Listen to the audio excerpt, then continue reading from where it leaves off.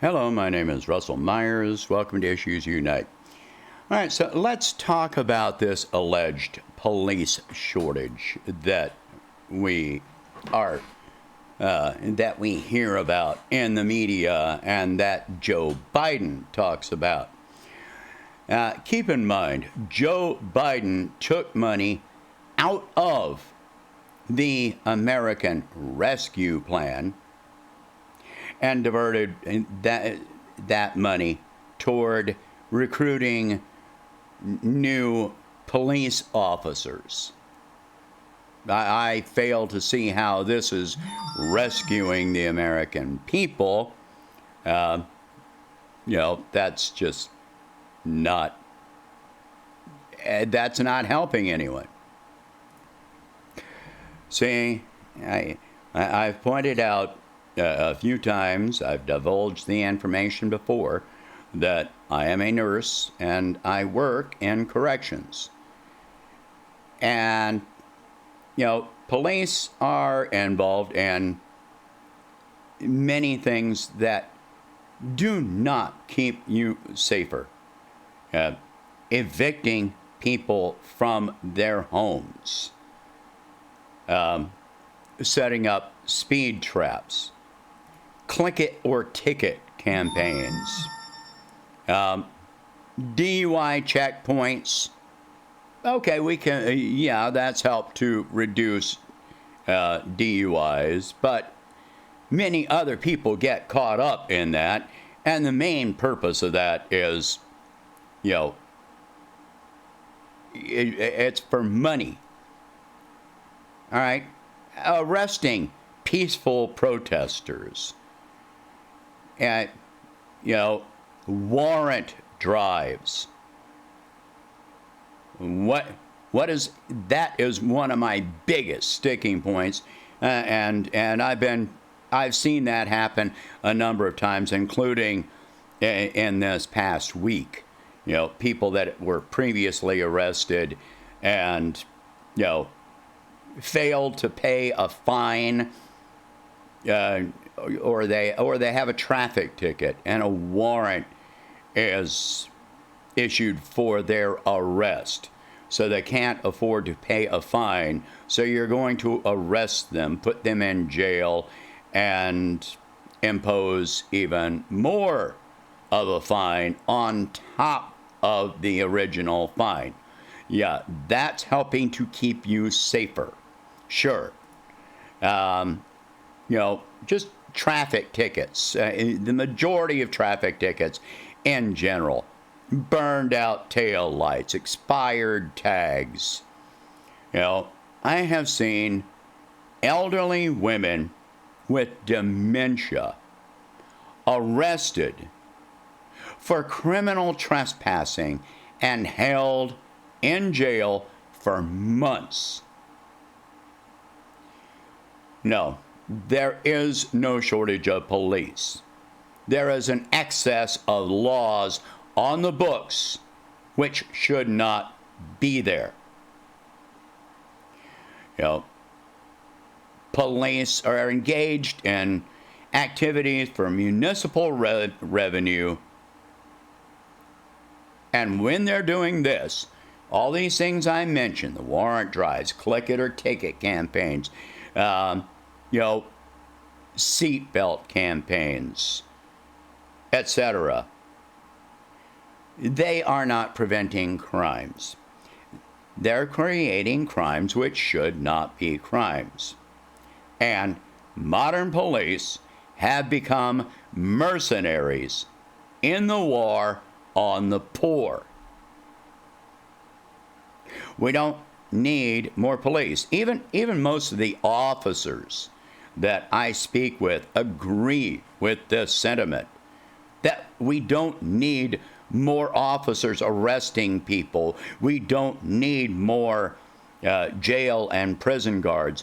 What we need is to reduce the number of people that are incarcerated.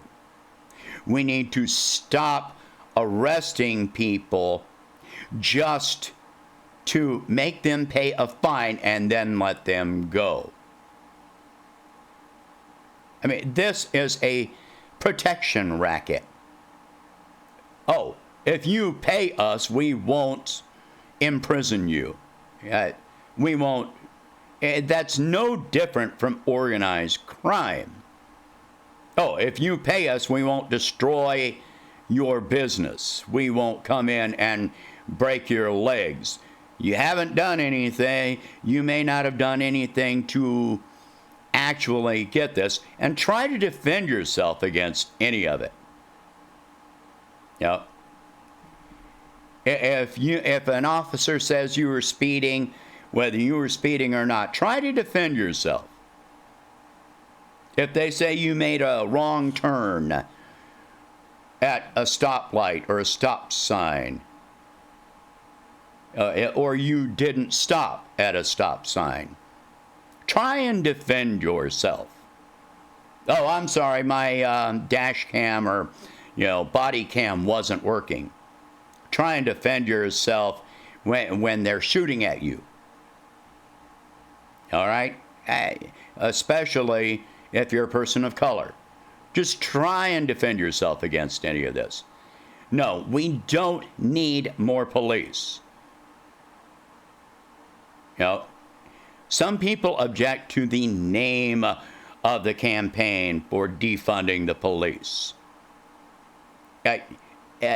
You can object to the name all you like, but that is just a passive-aggressive means of saying that you don't support taking money away from the police and diverting it to other services that are needed, such as mental health or addiction treatment. You just want to keep on going the way we're going, create more laws. Oh, people are protesting. You better arrest them. I mean, look at, when you have peaceful protests and the police are all geared up in riot gear and have rubber bullets and tear gas. No, what we need are, politicians that hold more town halls. We need a more responsive government. We need more social service programs. We need to prevent people from being evicted from their homes instead of having the police there to help evict them, which is another form of revenue for municipalities, because the police are required to be there during an eviction, but the landlord has to pay them to be there. Again, the police have become mercenaries in the war on the poor. And the middle class pays for all of this. You pay for there being more police. You pay for there being larger and more jails. You pay for there being larger and more prisons. Right here in Alabama, the governor wants to build more prisons, even though the prisons that are here are already overcrowded. She doesn't want to, add more prisons. She wants to replace them when there's already a shortage. Well, even if you expand the number of prisons, if you're already short of officers to man those prisons, then you're just worsening that shortage. And the police cannot recruit people when people do not want to become officers. Yet, you can claim it's only a paycheck, but, who wants to go into a position where they're evicting poor people from their homes, where they are spending their time, writing traffic tickets, doing click it or ticket campaigns, you know, and all this kind of garbage. Is this a life goal for some people? Yeah, if it is, you really need to question just who that person is. But there's a reason that, you know, they claim there's a shortage. And how do you quantify a shortage of police? What? Because there are not enough tickets being written? Because there are, you know, not enough old people with dementia being thrown into our jails? How do you quantify this? You can quantify there being a shortage of nurses. You look at nurse-patient ratios. You look at patient outcomes. You can quantify there being a shortage of firefighters. There are metrics to measure these things. How do you measure how many police a city or a county needs? By measuring how many officers you have according to how many infractions there are on the laws on the books. But you've got to look at the laws on the books. When the vast majority of so-called crimes are non-violent offenses, and yet people are being ticketed, fined, thrown in jail, you don't have a shortage of police. You have an overage of unnecessary laws. So it's time for us to revise the laws, not hire more police. We need to cut down on the number of laws that are on the books, especially those. When was the last time that you heard of any police department at any level,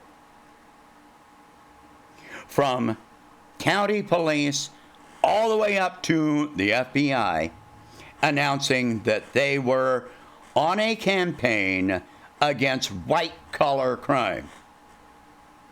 How many convictions are there for white-collar crimes that destroy millions of lives? If you want to increase the number of police to do that, yeah, I'm all on board. Let's do it. But until then, no, we don't have a shortage of police. So, yes, I don't care if you like the name of defund the police. Get behind the movement. All right? Share this video. Talk about these subjects. Protect your own rights. Protect the rights of your neighbors. Stop choosing a path that is only going to get worse. We already have the largest incarcerated population of any nation in the history of the planet. This is fascism. Like it or not, you have more and more of your rights being taken away, and you're paying the money to have those rights taken away. It's time to wake up. All right, share this video. Talk about these subjects. If you can, please donate $1 a month to help expand the channel. I'll catch you in the next one. Thank you for watching.